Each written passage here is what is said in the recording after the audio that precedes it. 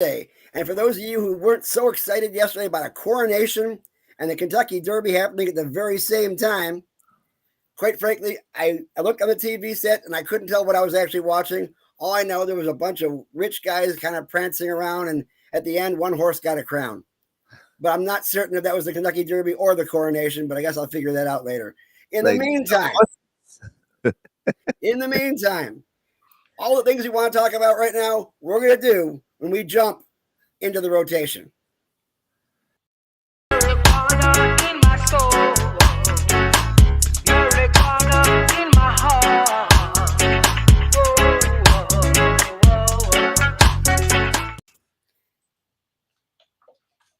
Good morning. I'm broadcasting from my home because, well, it was a long drive out to Ybor, and they got all sorts of things going on over there today, so I laid back. But in the meantime, I am your political director for Suncoast Normal, Gary Stein, their master of public health and all-around political gadfly. And right below me, we have our deputy director and our master engineer, Carlos Ermida. Hello, hey, welcome. Thank you, everybody. Thank you. Yeah, I figured you have to press that damn button, didn't you? He's also our MBA, our Master of Business Administration, because there is so much business in cannabis, it almost stinks. And over to my right, your left, is our executive director coming to you from above the Beltway, where he hits him below the Beltway over there in Maryland, Christopher Cano. Thank you, Gary. You got to turn your volume a little bit, Chris. Oh, indeed. Okay, I can do that. How we that? See, I've never known you to be quiet, so obviously there must have been something technically wrong. As far as that's concerned. Probably so. I don't know if the Senate or the House is in session right now over there in D.C., but over here, we just finished up yet another session.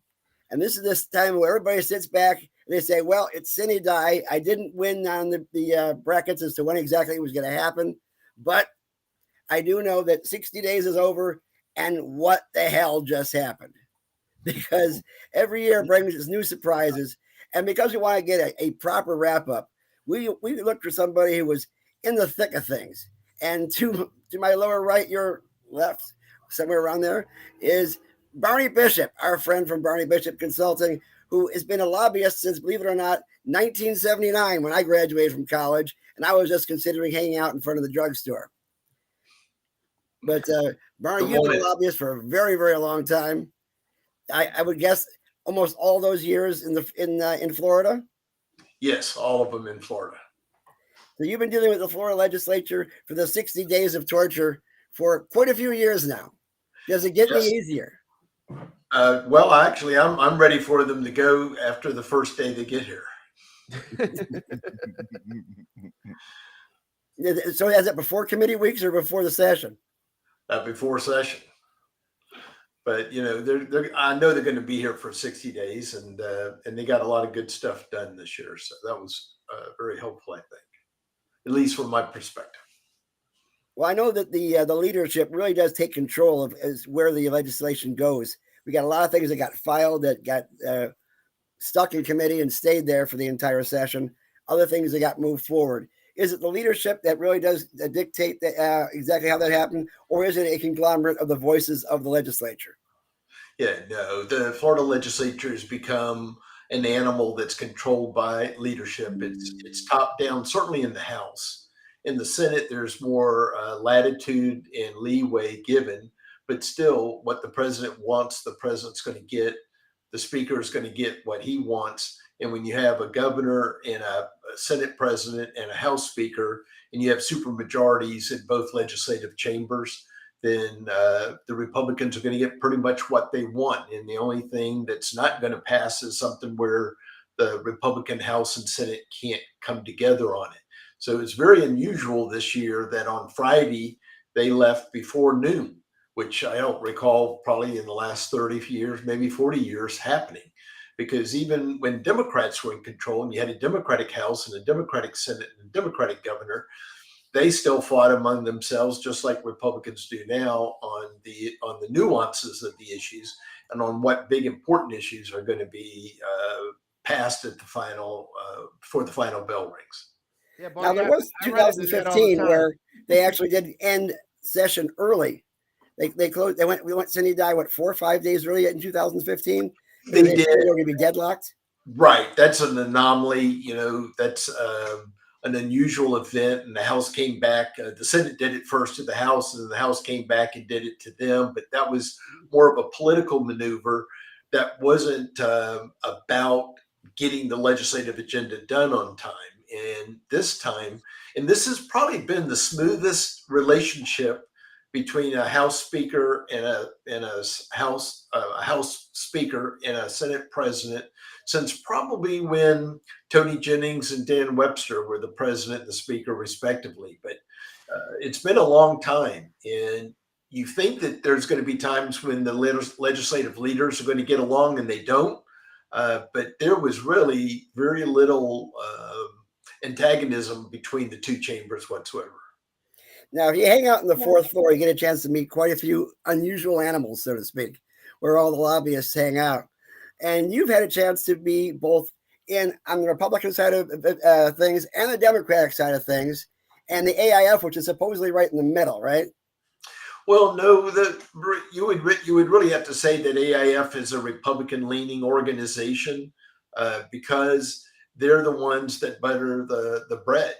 But there was a time when the Democrats did that, but in the late 80s and stuff, when I became executive director of the Democratic Party in 1991 to 1993, by that time, Democrats were taking money from the business committee, but really weren't putting in the votes that were necessary. And then so the Republicans, Tom Slade came in and had a plan to take over the House. They took over the Senate, went to 2020 in 1992 when I was still the executive director of the party. And then the House went in 96 and the Senate eventually became in 98. So if I get my years right, but the Democrats controlled this state for over 100 years. And it's likely that the Republicans are going to control it for a very, very long time as well. So you had a chance to go to that point of transition where it was the Lawton Childs administration. Everybody was walking all over the damn place. And and you had Butterfield over there as Attorney General. Everything was different then. It was. But did the Democrats ever have a supermajority the way the Republicans do right now? They did. And, the Republicans sat in the back couple of rows and their issues didn't get heard and they got to speak, but it was inconsequential. If you'll remember, actually, Lawton Childs really didn't even need the Florida Democratic Party because when he ran for office the first time, I don't know if you remember how much money you could contribute to his race. Now, how much was that? $10. That's all you could give to his race. And then when he ran for re-election, he wanted to limit it to that. And Jim Krogh said, no, we can't do that. We have to have more. So they limited it to $100. This was at a time probably when you could contribute. We've been back and forth where it was 500 max or 1,000 max. It was probably $1,000 back then. And he limits himself to $10. No politician has ever done that. And probably no politician will ever do that in the future. And even when he ran for re-election, it was $100. No politician ever limits the ability to how much you can contribute on a single basis. Now, we bundled the money, which is legal at the state level, but illegal federally. But where people would go out and they'd get $100 checks or $1,000 checks to get $1,000. So there was a lot of bundling going on. But in any event, the maximum donation you could give to Lawton Childs was $10. So you don't need a Democratic Party when you can raise the kind of money that you need. And of course, Lawton Childs and Buddy McKay, Lawton Childs came in on a white horse and he not stole the election. He beat Bill Nelson in the primary. You got to be careful with those words nowadays. Yeah. I mean, we've never had a stolen election here in Florida. No, we haven't. Let's ask my friend, Hanging Chad. Now, Gary, I've been to the Secretary of State's museum. They still have uncounted ballot boxes sitting behind plexiglass there from the 2000 presidential election. So I find that interesting. I have a friend. She was a student body president at her high school, and they were working the polls that day, and they actually forgot a ballot box in one of the country clubs that was a polling site, and they had to get the sheriff's office down in Palm Beach to try and get them out of there. But the sheriff's office wasn't allowed to basically break the door of a private thing like that. So I know for sure those ballots never got counted. Yeah. Well, as you recall, that was a very contentious election. It was the result of Bush v. Gore. So it was an interesting time, and there was a silver lining that came out of that, and that is that Florida started election reform, and now we're the largest big state in the country that reports their elections on a timely basis. Part of that is because we count absentee ballots ahead of time, which is stupid if you don't. And we've done a number of other good things to allow people to vote.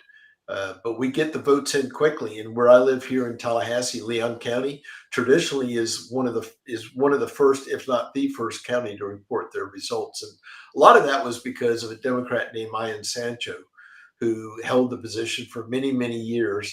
He was an acknowledged expert nationally, and his number two guy became the supervisor of elections when he finally retired. So.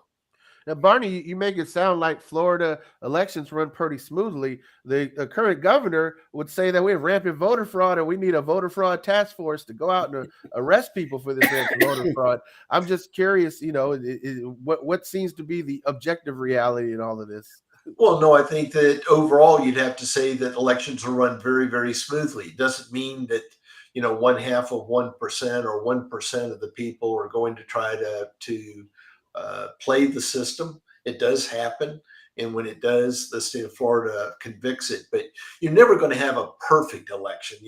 Let's not let perfection get in the way of what is good. And so in this case, we have an excellent election system here in Florida. We've shown that nationally in the last couple of presidential elections, and we'll show it again in 2024. And I think it's a real tribute to the legislative leaders and to the courts to have fashioned a system that has served Florida very well. And yet we've had one or two, unfortunately, unscrupulous election commissioners in various counties. I'm still wondering about Debbie Wasserman Schultz's election a couple of years ago, but that's another issue altogether because she had a rather unusual relationship with the elections commissioner there. Yes, and you've seen the replacement of supervisor of elections in Palm Beach County and in Broward County. In both places, I think it was entirely appropriate. But you had other supervisor elections that have gotten in trouble for their own shenanigans in Orange County, and certainly Greenberg in Seminole County. So it's going to happen. But by and large, the supervisors of elections do an excellent job. It's very interesting. Secretary of State, my wife worked there for 14 years as the executive assistant to 5 different secretaries of state. And they don't have a whole lot of control over the supervisors of elections. They're individual constitutional officers elected at the county level. And while the Secretary of State can jawbone and give them advice and cajole them into doing things, there's, in a lot of ways, the Secretary of State doesn't have the power or authority to overrule what they're doing if they're following the state law in their perception. Well, Barney, that's interesting because we see the opposite happening at the state attorney's level with Governor DeSantis coming in and removing Andrew Warren in Hillsborough County and Rick Scott previously taking Aramis Ayala off certain cases, and even now Governor DeSantis going after Monique Waro in Orange County. So it seems like elections are cool. The state attorney's office not so much. Is there a possibility that the governor could take this strong hand with supervisors in the future, much in the same way he's done with the state attorneys? Well, they have, and Rick Scott replaced secretaries of state. Supervisors of elections, and I think so is Governor DeSantis. So, yeah, you're going to find them, in a state like Florida, which has become more red now and less purple. You're going to find the governor, which has gotten a whole lot more power over the past few decades, because Florida governor was one of the weakest governors in the country. And that was a result of the Civil War. And when you had the carpetbaggers come down from up north and start telling Florida after the Civil War how things were going to be done, that's why Florida has such a unique cabinet system in which cabinet members are elected statewide, because in most states, cabinet members are appointed by the governor. But that was to diffuse power, so that if you had a governor that was a carpetbagger and they had too much power, then Florida could potentially lose in that score. So that's why they diffused that power. It was when Governor Jeb Bush became governor that they started putting some of that power back into the governor's office. Rick Scott has increased that, and DeSantis has increased it even more. I wonder if the election system for cabinet members hasn't automatically created a system where the same cabinet members get reelected to that post again and again, whereas in the past, or if you had a governor in charge, that would change with every administration. Well, you've had cabinet members. The only reason why a cabinet member is going to lose is because of corruption. We've had that with in the insurance department way back when. I actually helped Gerald Lewis when he was the state comptroller, and he lost his race. And it was unfortunate. He was a really great guy. He'd been there for a very long time, but it was interesting. Gerald didn't, on his reelection campaign, he used his commercials from 4 years prior. And he didn't want to spend money on cutting new commercials. And then, of course, we had a retired Marine Corps general from Panama City, Robert Milligan, who came in. We raised over $1 million. Milligan raised about $150,000, and he beat the socks out of us. Well, we still have a situation right now where we have a massive insurance crisis here in the state of Florida. I can tell you for a fact, right now I'm looking for housing, and the prices of houses have gone up almost double in the last 3 years. And part of that has to do with the amount of insurance that people have to carry on and the massive. And yet we're going to probably keep the same insurance commissioner in the next election as we have in the last two. Right, we will, because the insurance commissioner is ostensibly Jimmy Padronis at the very top, but then you have an insurance commissioner, because we've changed that role. When I came to Tallahassee in 1983, 40 years ago, to work for Bill Gunner, and I thought that he would be governor one day, and every time he started running for governor, he ended up running for the U.S. Senate. But what happened is he was the state treasurer, insurance commissioner, and the fire marshal. And then, of course, we changed that when we redid the cabinet from 7 members down to 5 and then down to 4. So now you have a chief financial officer, and the insurance commissioner is now an appointed position that's approved by the Florida cabinet. Florida's got the highest property insurance rates in the entire country. The legislature has done what they perceived as being the market solution to bring down rates. That is going to take a long time, and we're all going to have to suffer in the meantime. The only thing that I've seen that they've really done that I would want to applaud is some of the actions they've taken with respect to Citizens Insurance Company, which I think they finally started doing some things right there to make sure that it's not the largest insurance company in Florida, but the insurer of last resort, which was what it was set up to be originally. Now, it's not to get too far away from our topic, which of course is cannabis laws and things of that sort, and what's going on this last session. I just want to get a good background, let people know exactly where you stand, because you've been pretty much every place in Tallahassee. You've probably hit every single bathroom at least twice. Yes, absolutely. Well, when you go back to it, I'm 71 years old, so I went to college in the 60s, in the late 60s and early 70s, and I went to school in Boston. So, I had long hair, like Kano, and I had the beginnings of a mustache. But those were back in the early 70s, and obviously Boston was a very anti-war place at that time. So I've done drugs. I've admitted that. I've testified it before the legislature when medical marijuana originally came up, when Matt Gaetz proposed it. And I run a group, as y'all know, called Florida Smart Justice Alliance. And we were opposed to medical marijuana to begin with. We were successful in the first constitutional amendment. Second constitutional amendment, we fought it, but we lost. And once that became law, then we changed our position. We're not going to fight what the law is, even though we didn't want the law to be changed the way it was. And so now we're supporters of medical marijuana. And we think that it's got benefits, and we know that it has benefits for some people under some circumstances. So, yeah, I've been through the whole spectrum, Gary. I've been from the left to the right. Well, I guess the first question I have to ask you then, you were there when the Democrats had a supermajority. Yes. Why didn't they legalize cannabis then?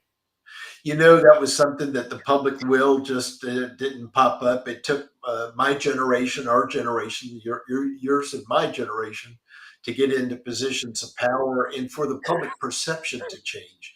And I think that's gone back to some of the things we've talked off the air about. I've always been of the position that it shouldn't be a Schedule I drug. I always believe that there should be investigations and studies done to show how it can help. Been very much opposed to access for young people to marijuana, because especially kids and teenagers, because of the development of their brain. But for adults, it's a choice that adults can make, and adults do make that. And the interesting thing is, are we going to have a medical marijuana scheme in this state that serves the people of Florida and not just those that are beneficiaries of having the licenses right now? I see two problems we still have right now. One of which is cannabis's alliance with business and the lack of maybe even AIF and others to not promote more small businessmen into the industry, as opposed to just having the way we have it right now, which is basically an oligopoly of millionaires and other people who deserve to get in but can't. Right. And of course, the other situation is the legal one. And I'm wondering if you think that if the law enforcement is happier that they can spend less time trying to pull people over for cannabis. Well, I think because we're very much aligned with both the Florida Sheriff's Association and the Florida State Attorneys Association, which is really called the State Prosecuting Attorneys Association, I think that we're all happy that we have a seed to sale system. There are other states that don't, some states that do. And I think from seed to sale has worked pretty good for Florida. Having said that, I think that it's inappropriate that the cabal that exists now is not being opened up. I don't even think that the black farmer has been allowed in yet. And that's not yet. Yeah. And see, that's wrong, because the state legislature said that should happen, and it would be only fair for it to happen. And it would only be fair for more providers to be able to come in. So, but you're not going to really ever see, Gary, the AIS or the Chamber of Commerce, because they're not going to perceive that as a mainstream business. And they typically tend to hire their own lobbyists rather than join a bigger organization like that.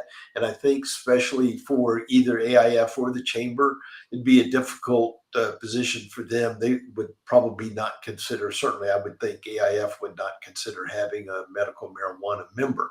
Having said that, for all we know, they actually do, because we don't know who all the members of AIF are.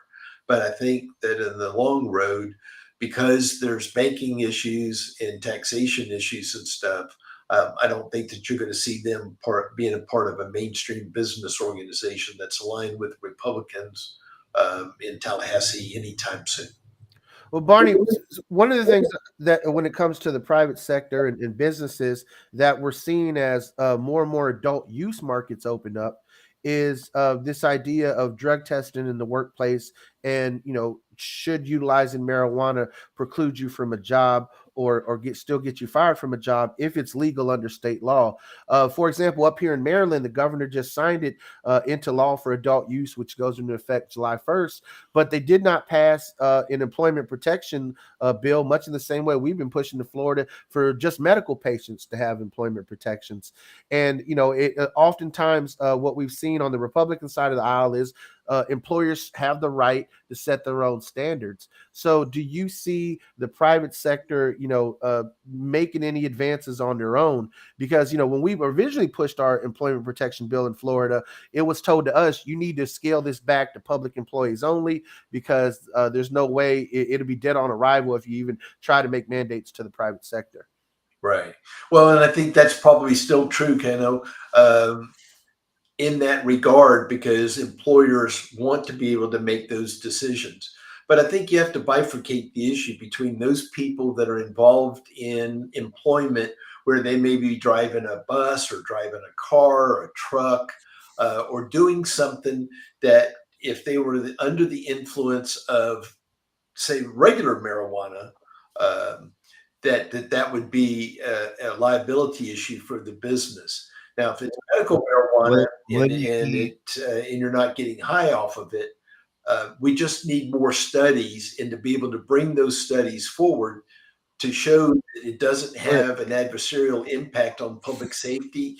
Insurance companies going to look at it from a risk management perspective. So, but I think it would be up. I would suggest that y'all would want to come up with a scheme that would encapsulate all of these issues together and sort of have a checkoff list that you could have medical marijuana if you do these things, and if you are under using medical marijuana, you can't do these things until we have the proper studies that would document it. And that would mean something like Moffitt Cancer Center, University of Florida, or University of Miami, which have all done studies in this arena before. You guys know more about that than even I do.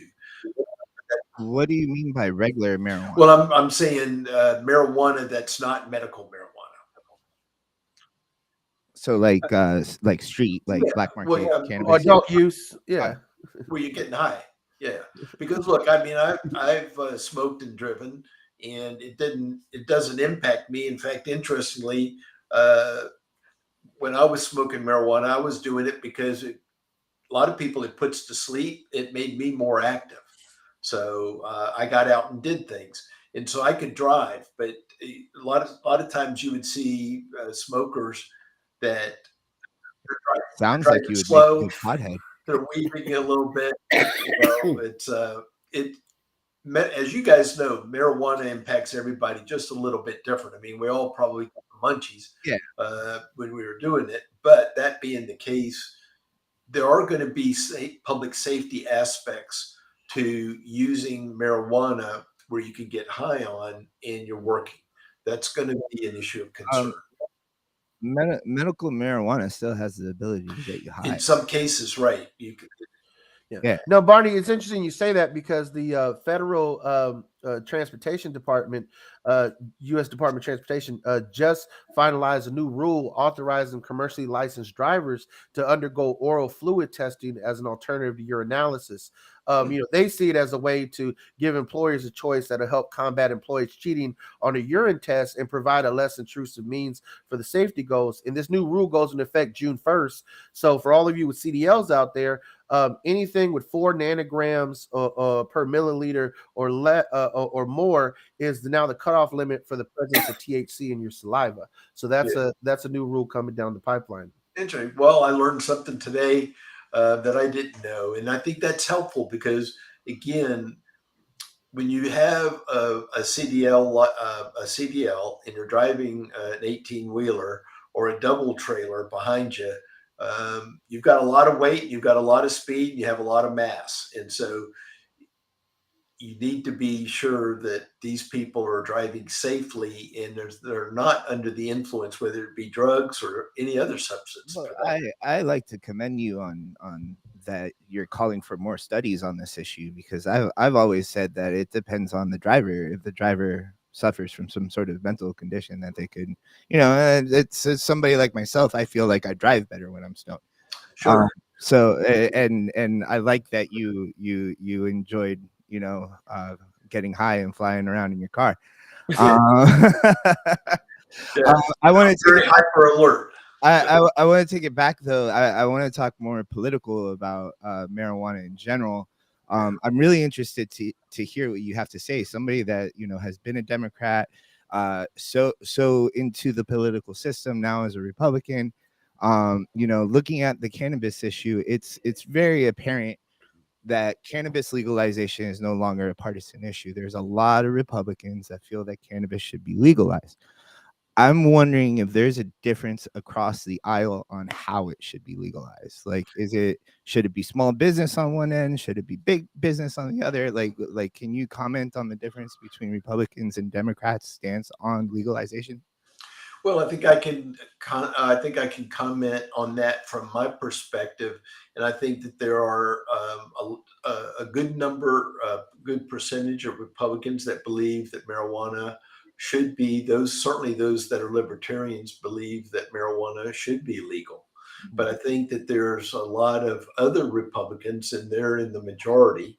I'd say that the ones that I was talking about initially are in the are is a good plurality, but not a majority. I think the majority of the Republicans and a majority of conservative Democrats and probably a majority of independents are going to think that the time hasn't come yet, but that what needs to be done is establish the correct guardrails to do this.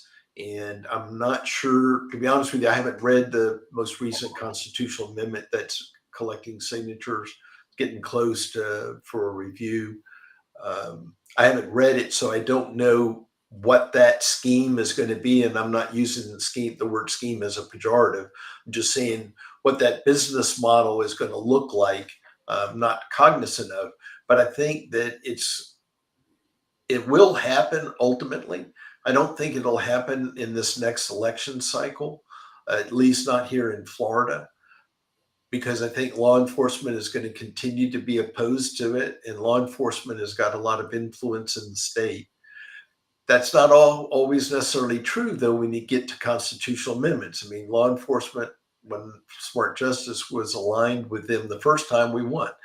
When we were aligned with them the second time, we didn't win. So I think it's a matter of this first constitutional amendment that's going to get on the ballot, authorizing it. I don't think is going to make it. Maybe the second one doesn't make it, but maybe the third one does. Maybe the second one does. I think I don't want to get too far off the subject because I'm friends with a couple of the Pasco County Sheriff's deputies out there, and of the Leos that I've talked to, a lot of them are very antsy about the permitless carry of guns right now. And they said that makes their job actually more difficult. Mm-hmm. Is that what you've seen in law enforcement? Well, I think this is a place, Gary, where it's going to be up to an individual law enforcement's opinion. You're going to find in the rural counties north of, say, Orlando, all of the rural counties going up through the Panhandle, by and large, law enforcement doesn't perceive that as being an issue. I said by and large. There's going to be maybe, I would think that my sheriff, Walt McNeil, would not be in favor of that here as a Democratic sheriff in Leon County, but it is the law now. But I sat in and watched the sheriff of Pinellas County come in and testify in the Senate and just did a brilliant job of breaking down the arguments from the Democratic senators about why it's not an issue for him in his department. But if we had the Broward County Sheriff come in, I bet you the commentary would have been just the opposite. So I think that this is a place where you have a divide that happens in Florida, where you have the liberal urban areas where they're going to be opposed to this kind of thing, and you have the conservative in the rural areas who don't have a problem with it. But it's going to go department by department. And I think if it's a large urban area, you're going to find that they're going to be opposed to the permitless carry. Well, if you take a look at general trend lines, do you find there a connection there between that attitude and also the attitude in regards to arresting folks for small amounts of possession?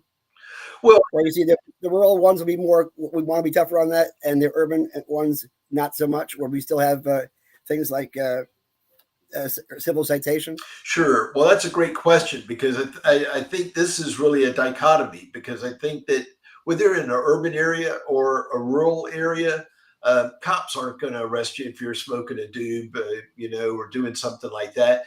Now, if you get arrested, if that's the reason why they stop you, and then they find out that you're trafficking, or that you've got fentanyl in the car, or you've got illegal guns or something, they're going to charge you with those. They're going to add the marijuana charge on the end.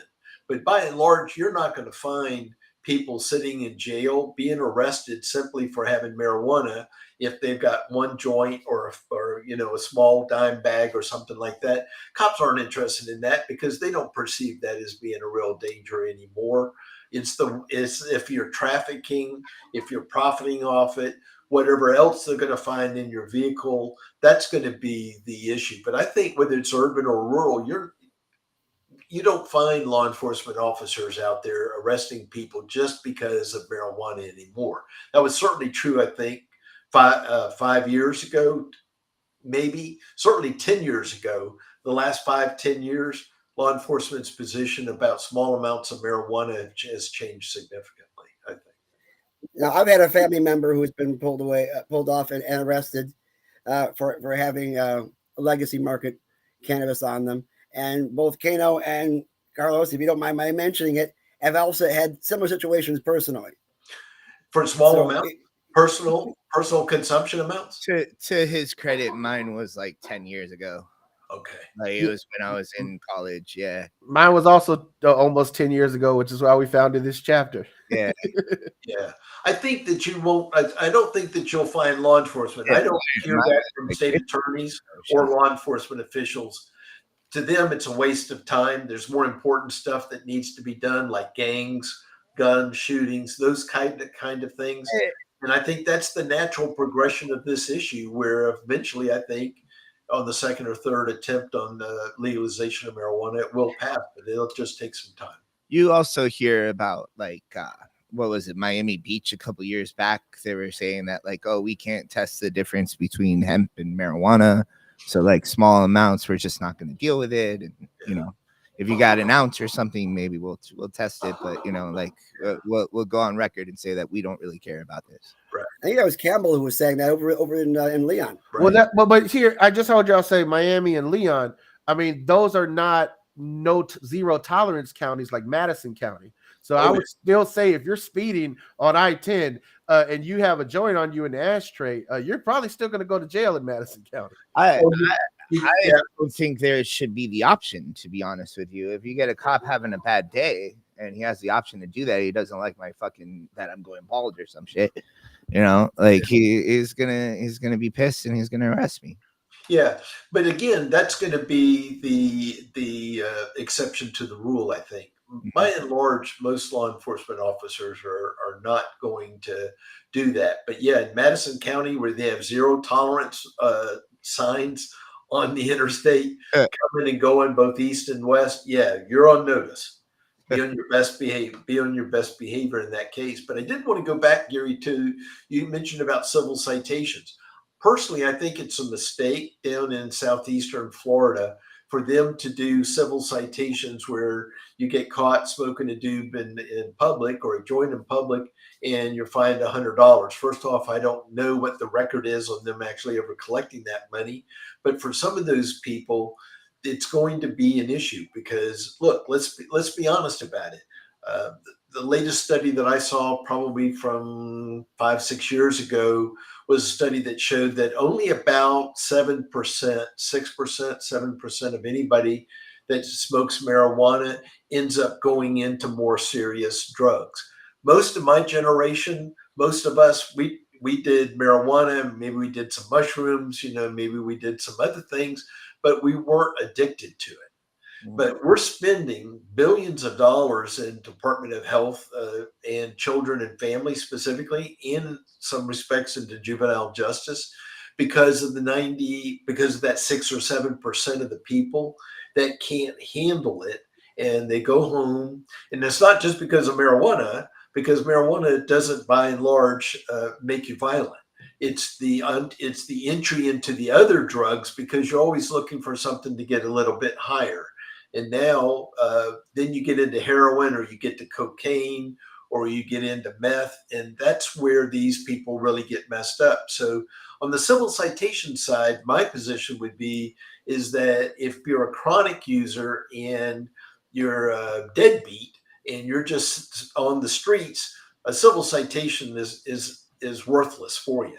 What you should be doing is going through something like the juvenile civil citation program that Smart Justice has been supportive of from the very beginning. And if you'll remember, we had an adult civil citation program here in Leon County, and it worked really well for about 4 or 5 years, because we have to find that 6 or 7% of the people that do become addicted, because then they can become violent.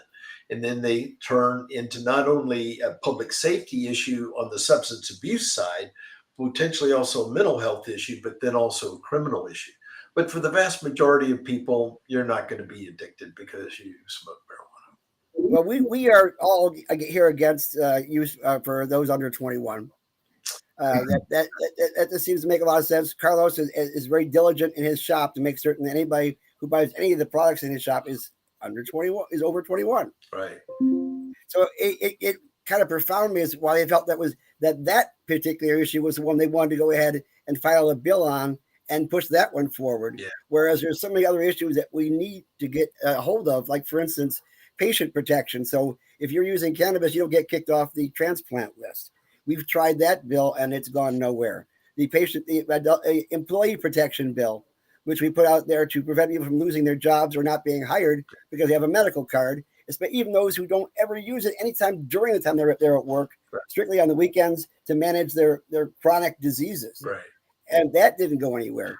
We tried putting through a study for first responders to create a study where we could see if it actually affected their performance.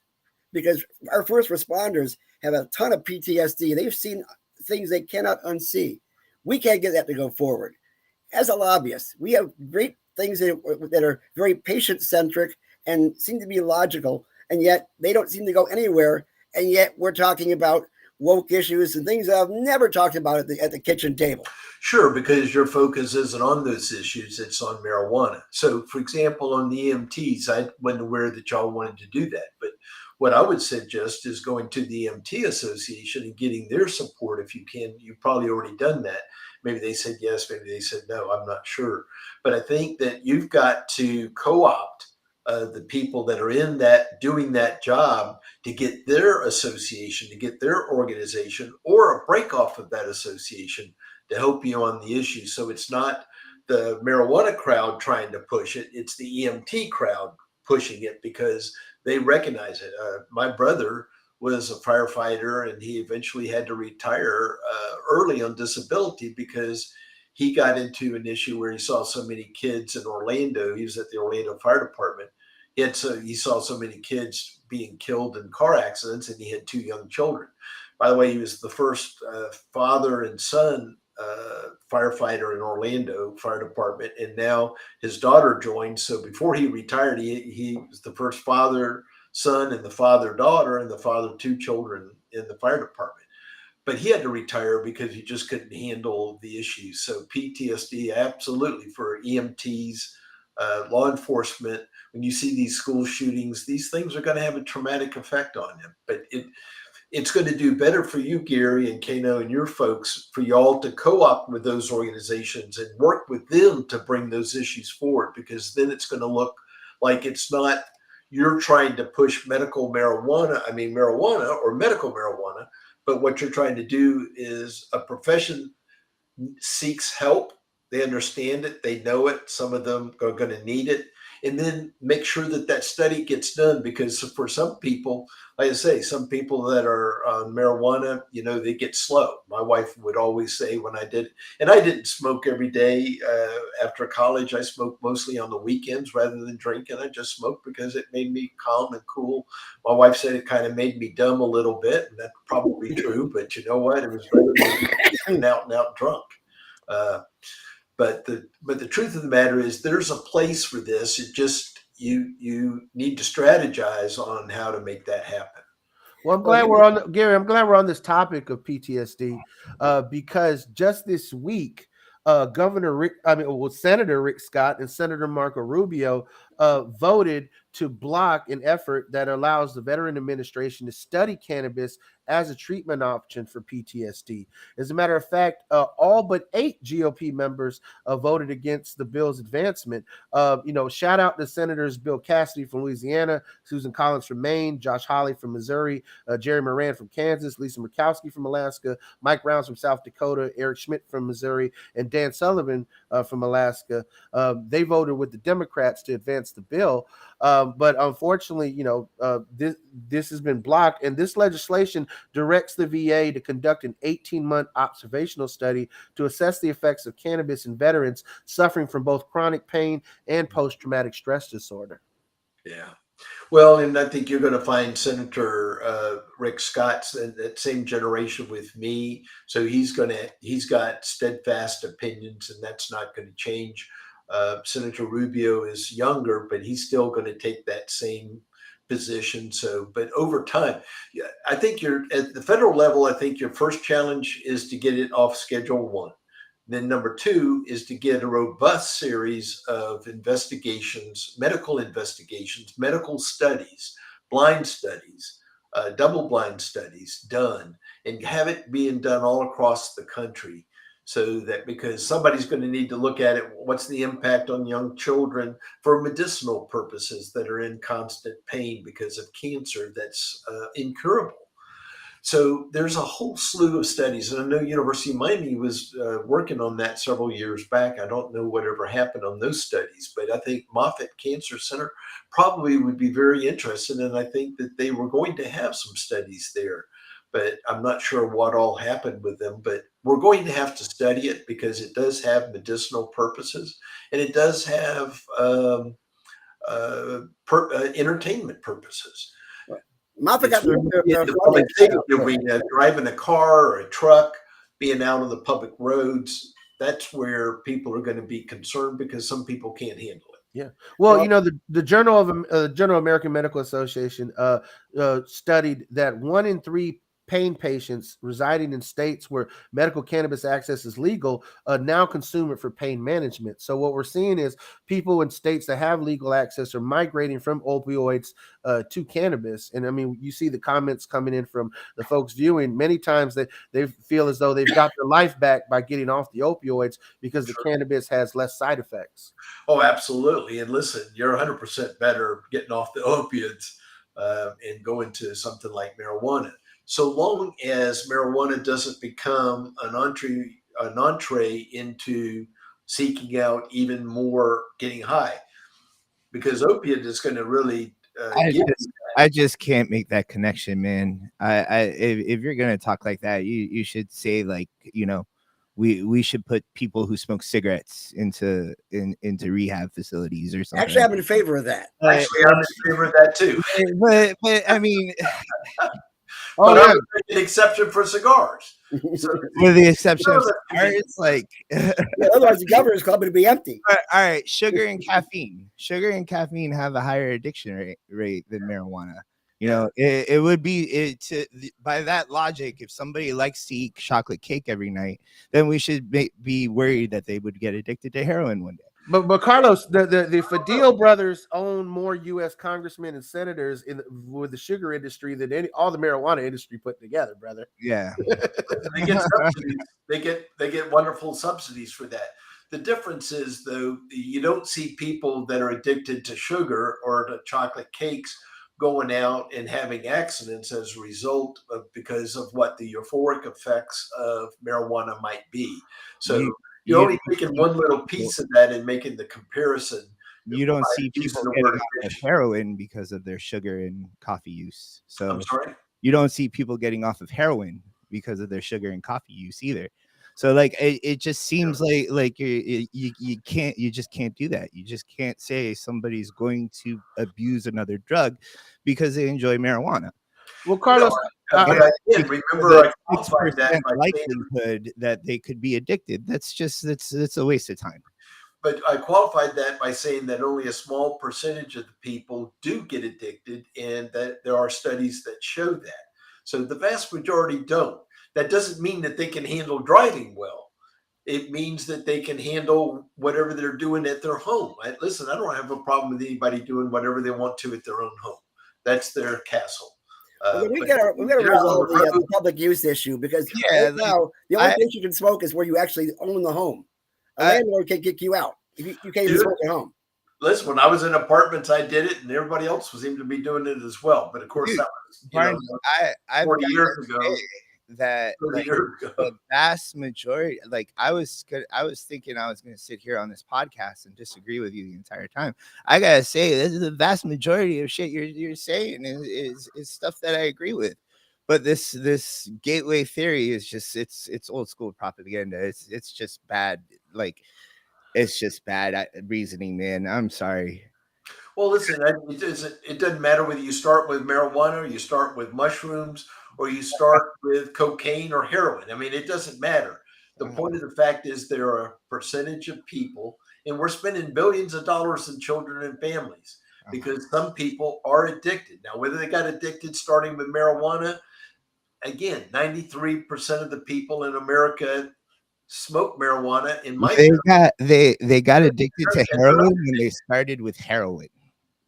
I'm sorry. Well, no, Carlos. I think there is something that both of y'all, and I think it would help settle the point that both of you have, is that if we could actually study, basically who your drug dealer is, because if your pot dealer only deals pot, then you're most likely only going to do pot. But if you're dealing with someone who also sells cocaine and heroin, then this pusher man, to Barney's point, might be like, hey, you should try this other stuff, So maybe it's a study of who the plug is in the grand scheme of things as to whether or not folks have these different outcomes. Maybe if we could buy marijuana at a regular store, we wouldn't have to worry about these things. Yeah, and again, I think that you'll get to that point in time, but I don't think it'll happen in 24. I think it'll happen somewhere down the road.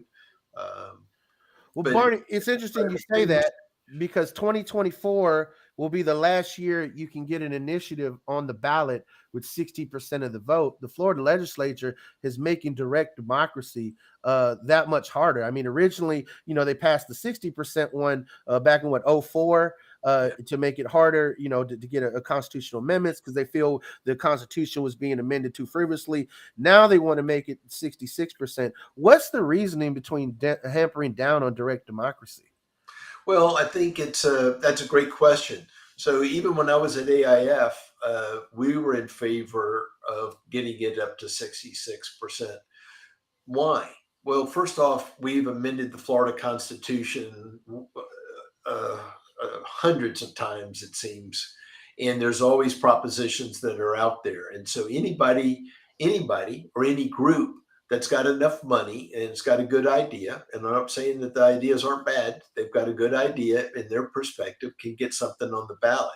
I've always sort of been a proponent of, I think, what California had at one time, which is that they have state propositions out there and they have a slew of them every time. But if I recall, at one time, California had that if it passed by like 75% of the vote, the legislature couldn't touch it for like 5 years. But if it passed just a little bit over the 50% threshold, they could change it within the first 2 years or something of that nature. So it's like any good concept. If you take it to the extreme, it's not necessarily a good concept anymore. But let's be honest, why do we have direct democracy in this respect? And that is because there are issues that you try to bring before the Florida legislature. The Florida legislature is not going to consider it, or they do consider it, but you get tied up in the nuances, or you get tied up between one chamber thinking one thing and another chamber thinking the other, or both chambers doing it and the governor being opposed to it. So it's a messy solution, but our forefathers did us all a good favor by believing that any issue should be debated, should be able to come up, and that if the legislature doesn't allow that to become law, that you have an opportunity to bring it to the people, let them vote on it. Now, Florida has had their fair share of constitutional tweaks. I think the fact that we have various layers in regards to constitutional amendments where it has to go to the Supreme Court and get approved to after you get a certain number of petitions, I see that as a good reason, provided you have a Supreme Court that is being objective and not being monolithic in their attitude, which we seem to have a Supreme Court on right now. That said, the current petition we have out right now for adult use, I was approached the other day at the parking lot of Walmart. I got to tell you this. And this petitioner, who I believe gets around $4.50 a signature, whatever, came to me and said, this is a great bill. It will not only make adult use legal, but it'll also allow you to grow 6 plants. Now, I know damn well that that's not in the petition, because if it was, it would make it multi-topic and it wouldn't even go far. But they have petitioners out there who are being told to be dishonest to get those signatures.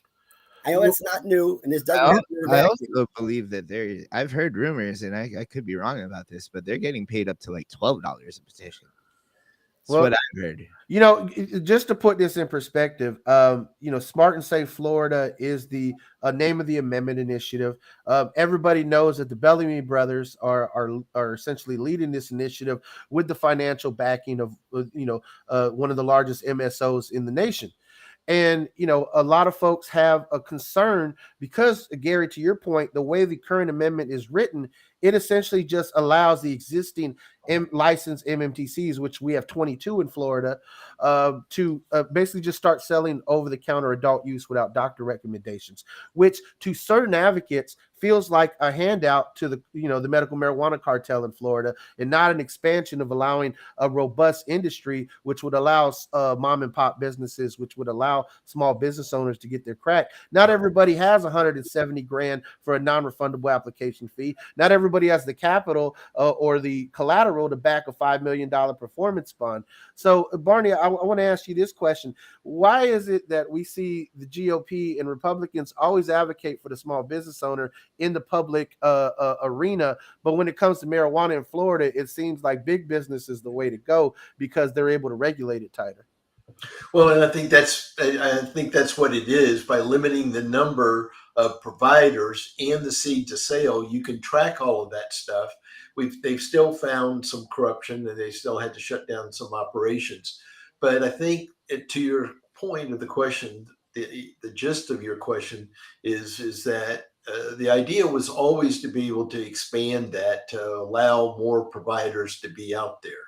And the legislature hasn't done that, and they have the reason for it. I'm not privy to it all the time, but they should allow the black farmer to do it. But I just go back to something I think, Gary, that you were talking about when you talked about the Supreme Court. This is a Florida Supreme Court that you would not like, and we've got a United States Supreme Court that by and large you're not going to like. But I didn't like the Earl Warren courts back in the 70s and the 80s. Time changes, and everybody the pendulum always swings one way and goes both ways. So this is an era of which you're going to have conservative jurists, both at the ultimate federal level in the Supreme Court, although John Roberts flips around a good bit, so you never know for sure where he's going to be. But you're going to have the same thing here in Florida, where we've got a much more conservative Supreme Court. And look, as long as there's Republican governors and a Republican legislature, you're going to continue to see a conservative Supreme Court. But it's just their time. Yeah. Well, I'm glad you brought this up about conservative justices because there is an issue locally brewing in the judicial system. Pinellas County Judge Vaccaro, Carlos, if you want to flash the link across the screen, recently told someone that they essentially cannot continue to be a medical cannabis patient while they're on probation. The person utilizes medical marijuana to treat their chronic anxiety.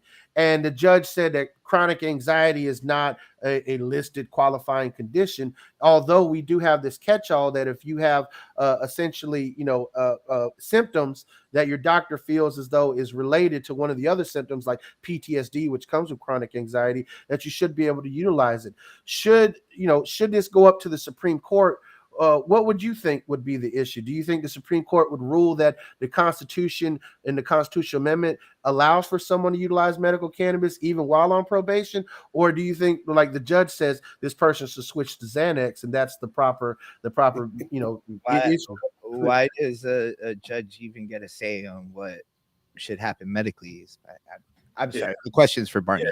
No, I would say I think the latter is the reasonable solution, but I'm not sure that that's what the courts are going to do. But again, I think this goes back to the issue that we all agree on to begin with, and that is until we've got robust studies going on, because eventually what we're going to find is we're going to find what that addictive gene is in a person's DNA. And when you do that, then you're going to be able to say, okay, well, listen, it doesn't matter that you're on probation. You can do marijuana, or guess what? You have that gene, and nope, you're going to be addicted, and that's going to be an issue because you're not going to be able to rehabilitate. But then you're not going to be able to rehabilitate if you still have the anxiety. So you have to get to that fundamental underlying issue. And that's why, self-medication isn't helpful to people.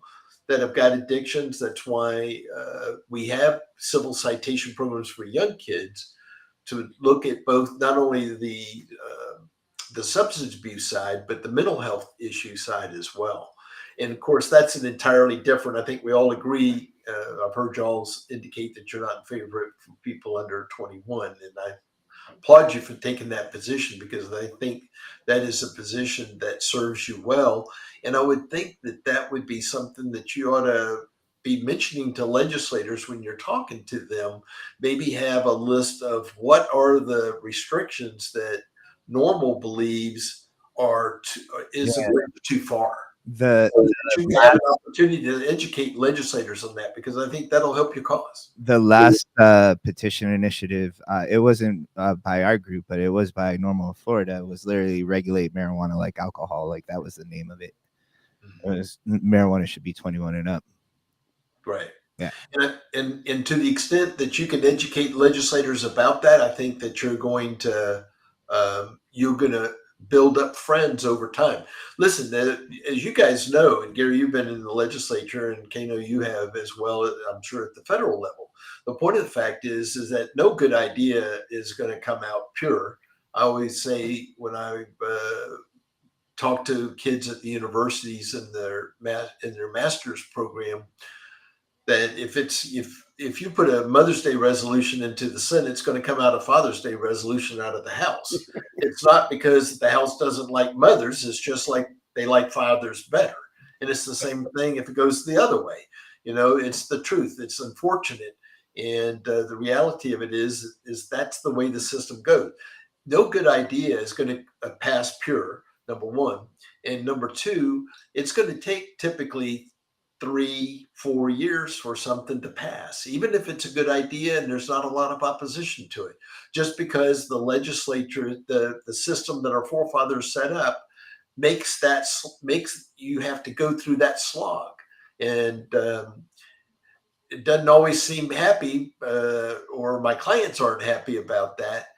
But ultimately, if you have a good idea and you're willing to compromise with your opposition, if there is opposition to it, that's you can eventually get something passed. You have to be persistent, and you guys have been persistent.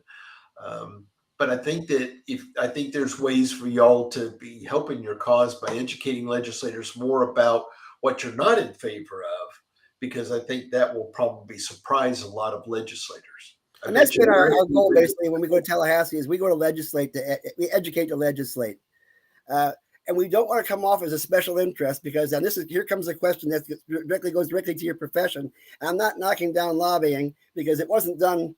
The lobbyists didn't start until like the Grant administration. They didn't start with Washington, with the founding fathers.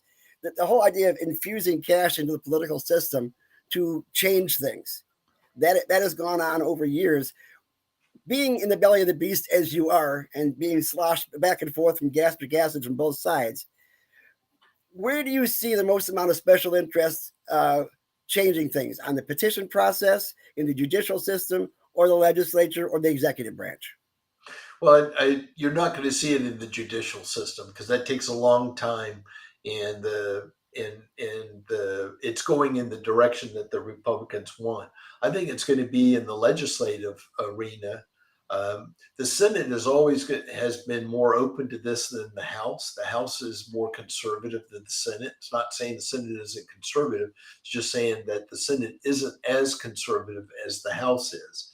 So, but ultimately, you're going to have a governor that is willing to sign the legislation, because unless it passes over the veto-proof margin, the governor is going to veto the legislation. But I would want to correct you on one thing. I think that lobbying started much, much earlier than what you're saying. I think Adam and Eve, I think Adam was the first lobbyist, because he convinced her to take the bite of the apple. At least that's what I claim.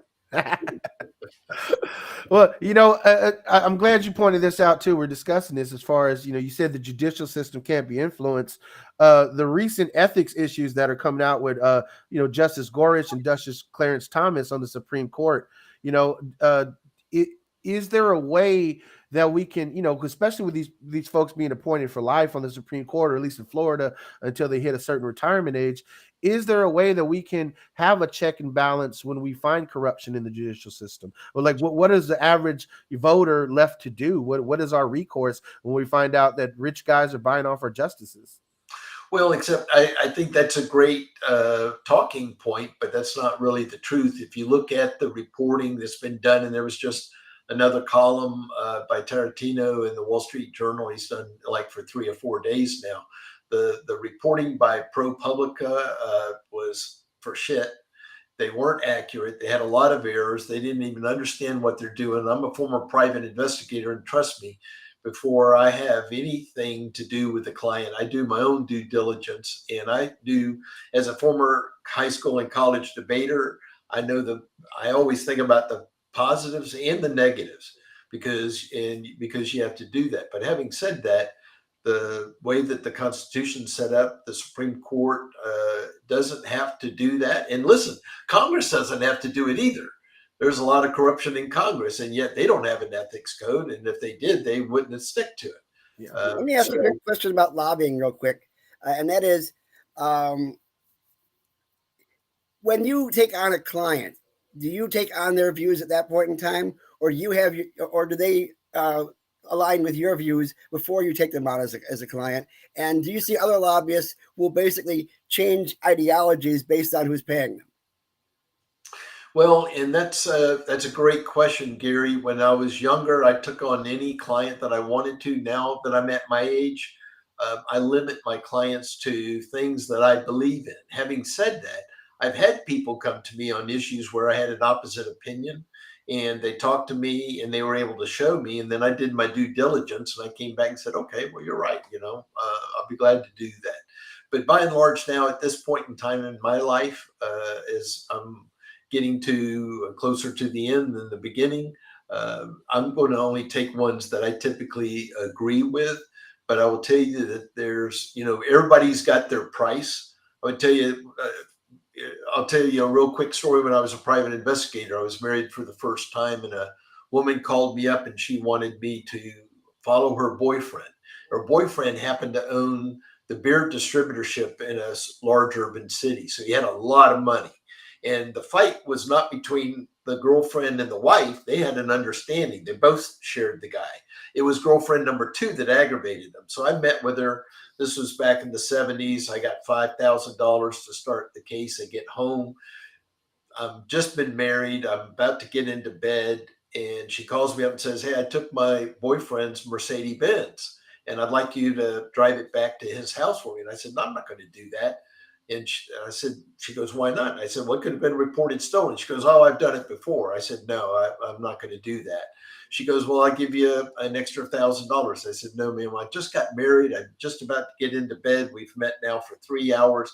She goes, I'll give you $2,500. I said, I'll be there in 15 minutes. Well, we all have a price. Well, Barney, I'm glad that you stated essentially how you feel about lobbying. This would be as we wrap up here, because we're a little bit over time. I would like to know, are there any of the legislative issues that we've put forward today that we're running into a bottleneck on that you would, if we decided to try and retain your services, you'd be willing to help us champion? I hadn't thought about that, but yes, You would? I would. I'd be glad to help you on some of your stuff. Yeah. Well, you guys heard it today. So to that note, I want everybody listening to go to suncoastnormal.org and click that donate button so we can get the fastest gun in Tallahassee on our side. I should note, because somebody had said that the GOP was against cannabis, period. I do need to note that Spencer Roach, who was originally the guy who put the caps on, or was told to put the caps on THC, was the one who actually passed, I think, the only cannabis-related bill that actually went forward the entire session, and that was to have telehealth for people who are getting recertification, which is a big thing for a lot of folks, although I wish there wasn't an amendment that added punitive measures in there, because that's kind of like giving you the carrot and the stick at the same time, and we all know that you can't put both things into one hole. Yeah. But I think you're absolutely right. To say that all Republicans are opposed to it is not correct. Just like to say that all Democrats are in favor of it. No, there are conservative Democrats that would be in favor of it. But Like Debbie Wasserman Schultz, who I've condemned many times. Like what's his name? Rusan was it's kind of it's Daryl Rasan, well, yeah, but Daryl, he was. you know, He's the reason why I can't say well, Barney.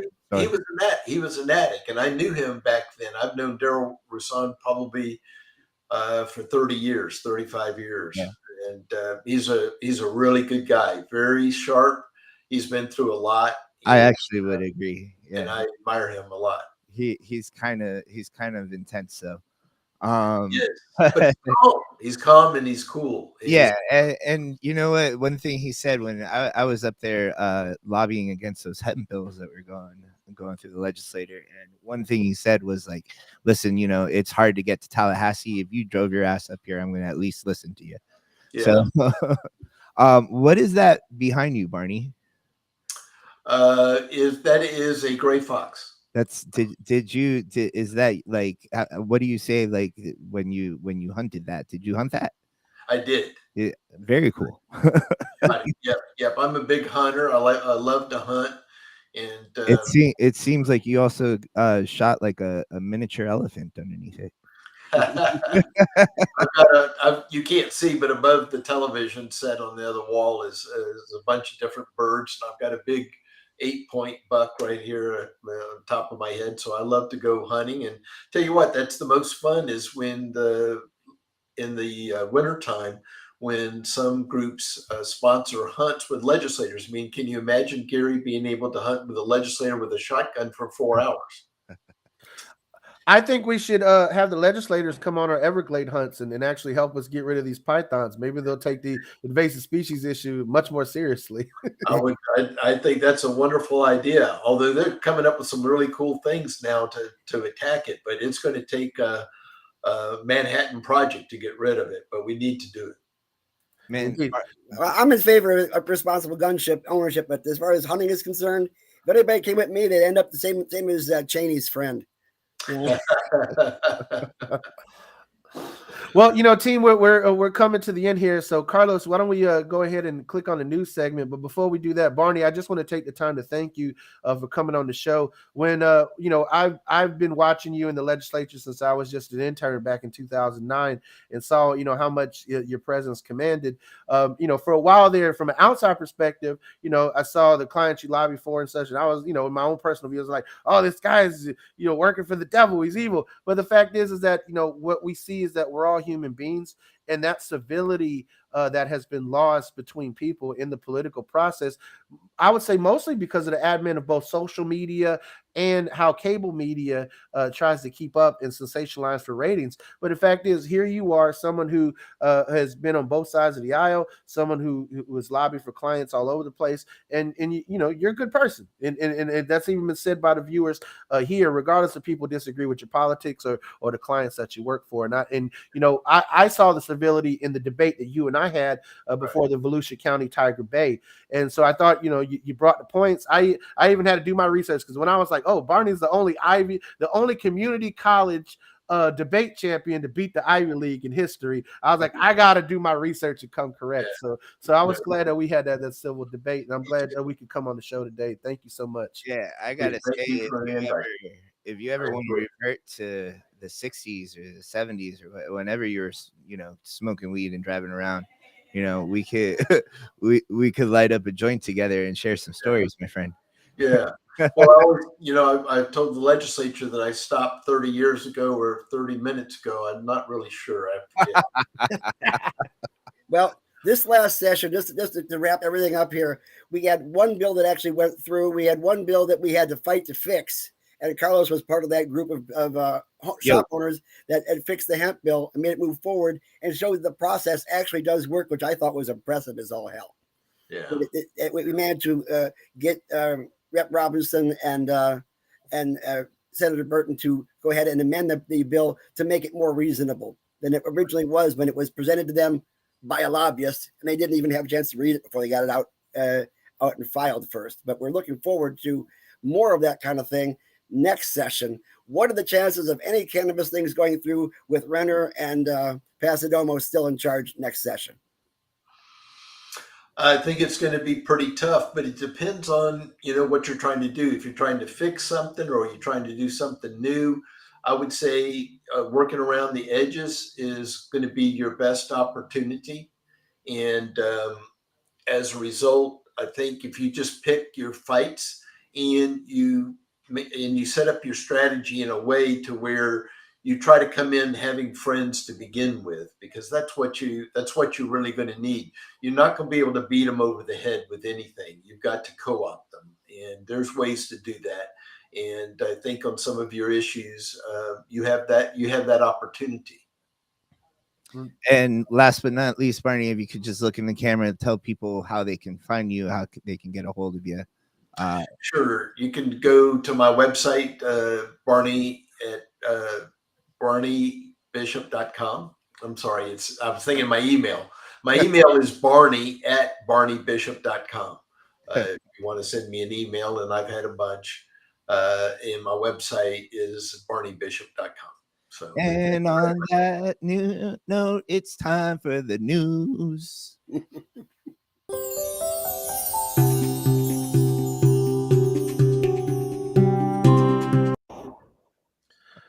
What a beautiful intro to the news segment. Well, just to start out, one thing that has been discussed is, of course, addiction, and does higher THC cause addiction or psychosis? A recent study published in the Journal of Addictive Behaviors actually examined a team of British investigators who assessed association between cannabis potency and mental health outcomes in a cohort of 410 cannabis consumers. Now, these participants were in their early 20s or late teens, and about one half of the cohort were daily consumers. The study subjects provided responses to the questionnaires regarding their preferences toward higher strength, standard strength, lower strength herbal cannabis, and participants also provided research with samples of their own cannabis products for potency analysis.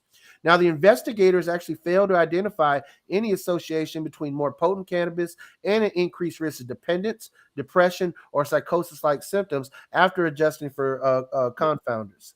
So Wow. it was concluded, that THC concentration in cannabis is not associated with cannabis dependent symptoms, and they found weak evidence of any association between high potency cannabis preference and THC concentration with symptoms of depression. High potency cannabis use measured as THC concentration in cannabis and high potency cannabis preference was not associated with increased symptoms of psychosis, which we've seen that mostly coming out of the UK. And there's been a lot of concern over institutional corruption in the UK, because the member of parliament in the UK that has been using this talking point that high potency cannabis causes psychosis, husband is one of the leading persons at GW Pharmaceuticals, which is trying to push low THC cannabis, and they actually have a corner on the market in the UK. So there's always that. Surprise. Yeah. Yeah.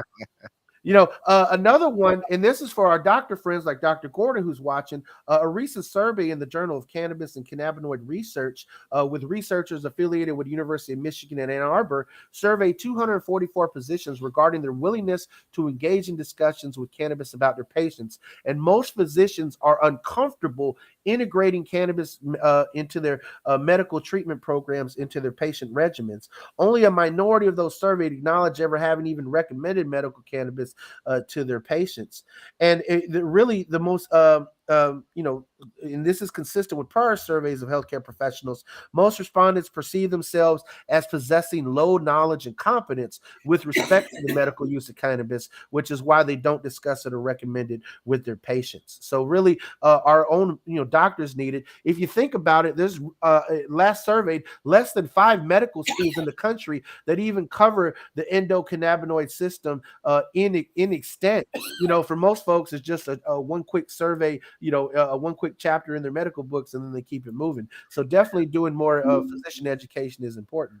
And then and then lastly on the news today, an analysis, adult use, this is 21 and up, legal cannabis sales have generated over $15 billion in state tax revenues, according to the Marijuana Policy Project, with a state legal adult use cannabis products totaling just last year alone $3.8 billion in state tax revenues. Right. And that goes to the fact that I often mention that it's not so much the ability to get additional rights and liberties in regards to cannabis is concerned, that's pushing legislatures like Illinois or Michigan or those other states to move forward with a legalization. It's actually the tax benefits that seem to be driving that particular goals and not necessarily individual liberties. Well, Gary, I'm glad you mentioned that because it was California which topped out the most with roughly $1.1 billion. California made up a quarter of all, essentially over a quarter of all cannabis tax revenues last year, followed by Illinois, Washington State, Michigan, and then Colorado. So, California has had some criticisms in that they've overtaxed and overregulated their system, pushing more people into the legacy market, pushing more towards away from small businesses into the larger ones that can afford the hits and such. So as we move forward, we'll see how things shake up. Now, there's a lot to do on the adult use front. Maryland's governor just signed adult use into law this past week. Minnesota is poised to become the 23rd legal medical marijuana state.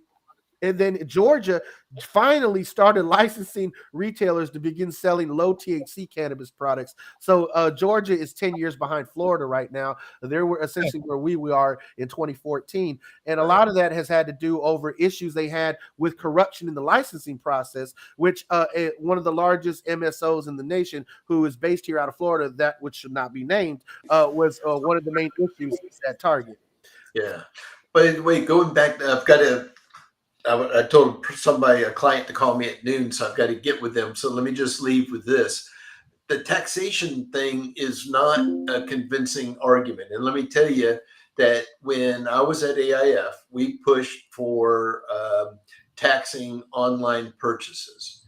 And we showed how many billions of dollars that would generate. And yet I was there from 2005 to 2011. So I was there for 7 years and couldn't get the legislature to take a look at online sales and taxing that whatsoever.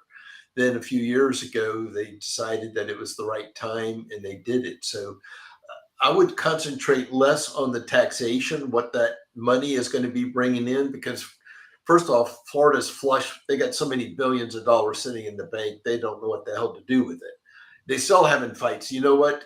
After 44 years of doing this, it doesn't matter whether it's too much money or not enough money. They're still going to fight over it all. That being said, the taxation issue, don't worry about that, because that's not a winning argument for you, in my opinion, because they're not looking to get more money in necessarily.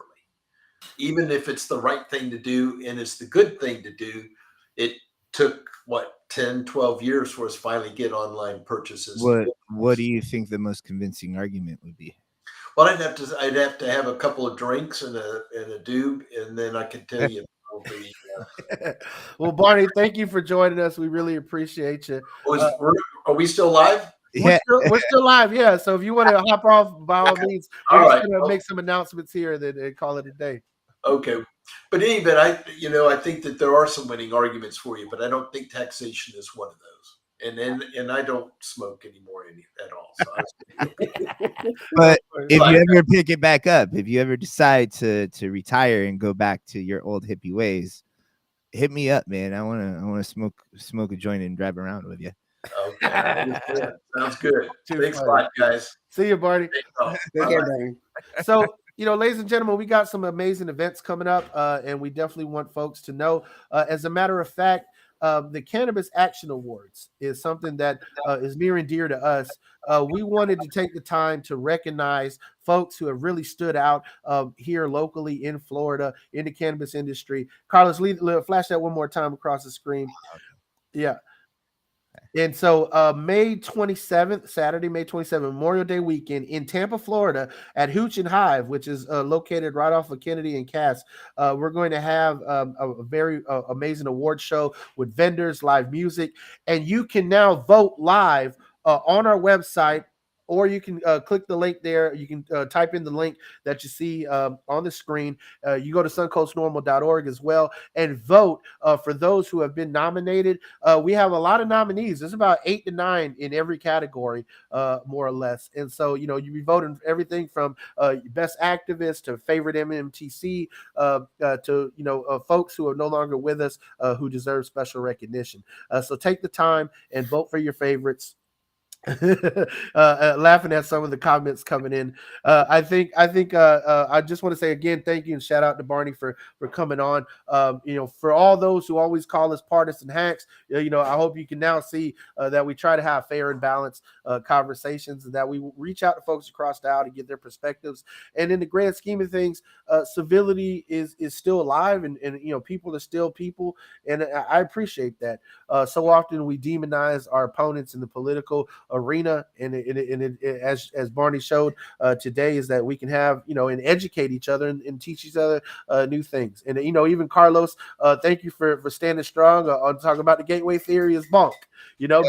Because there are talking points. Oh, thank you, my love. Iones. My beautiful wife giving my morning coffee. It's amazing. Oh. But that being said, team, look, Barney is one of the biggest movers and shakers in Florida, having been a former director of the Democratic Party and the head of the Associated Industries of Florida, which is the largest and most powerful lobbying group in the state. I really would love to retain his lobbying services to move patient-centric legislation that's been stalled forward. And we can't do that without resources. So I'm asking each of you all, if you want to see things like employment protections move forward, if you want to make sure that you're not kicked off the organ transplant list, if you want to make sure that we can have access, to your symptoms to where, judges aren't telling you to use Xanax instead of medical cannabis, go to suncoastnormal.org, click the donate button. And we're running a special through the end of this month. If you donate at least $10, you'll get a Suncoast Normal lighter. If you donate at least $25, you're going to get the Suncoast Normal membership pack, in addition to a Medtainer and the lighter. If you donate $50, you're going to get the membership pack, the Medtainer, the lighter, and a shirt. If you donate $100, you're going to get all of that and a Suncoast Normal grinder. If you donate $250, we're going to give you the shebang bang, that glass rolling tray, which retails at $30 alone, plus the grinder, the t-shirt, the membership packages. Now, we're looking for folks who really want to come out and support us. And so if you become a sustaining member at $500, you're going to get all the prize packs, and we're going to recognize you here on the rotation in that little ticker at the bottom every episode for the next year, and we'll recognize you on our website. And if you're someone who doesn't want to pay dues anymore and you really want to make your contribution special, you can become a lifetime member of Suncoast Normal for $1,000. Not only are you going to get that prize pack, but we're going to recognize you on the rotation and on our website for life, every single episode, every single day, every single minute. And we really do appreciate all of you out there who make that. And we're still running a special. The first person today who can donate $100, all right, we'll get that $100 prize pack and Captain Hooter's Essential Guide to Coffee Shops in Cannabis shops in Amsterdam, the Connoisseur's Guide to Amsterdam Coffee Shops. So, and we see folks already saying they're looking at the votes for the Cannabis Action Awards. They have dilemmas on who to vote for. Some folks are nominated in multiple categories, so weigh that as it comes in as to who you want to vote for in each category and such. But we have a lot of great folks out there. There have been a lot of great folks making things happen in the industry, and so we need your support. I know Gary's nominated for some awards. Carlos got nominated for some awards. I myself. Yeah, and I've been nominated for some. I prefer that someone else win because we're hosting the award show. But somebody else, yeah. Team, that's my 2 cents on it. But by all means, go out there, vote your conscience, vote for your favorites. And again, we're looking forward. Voting is going to be happening over the next 3 weeks. So get them in before we get those awards printed, and share it. Get all your friends to vote. 1 vote per email. So if you vote more than once, only your most recent submission will be accepted. We don't want any chicanery when it comes to our voting here. And remember, guys, we need money because, as you heard today, if you took away anything from here, one of the things you have to know is that legislators do not work for karma. They're supposed to be working for you, but they don't necessarily. We need funds so we can go up there and make things happen. Now, we are not sellouts, okay?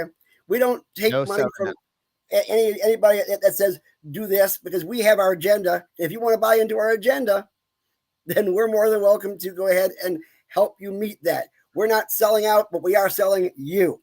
to the legislatures.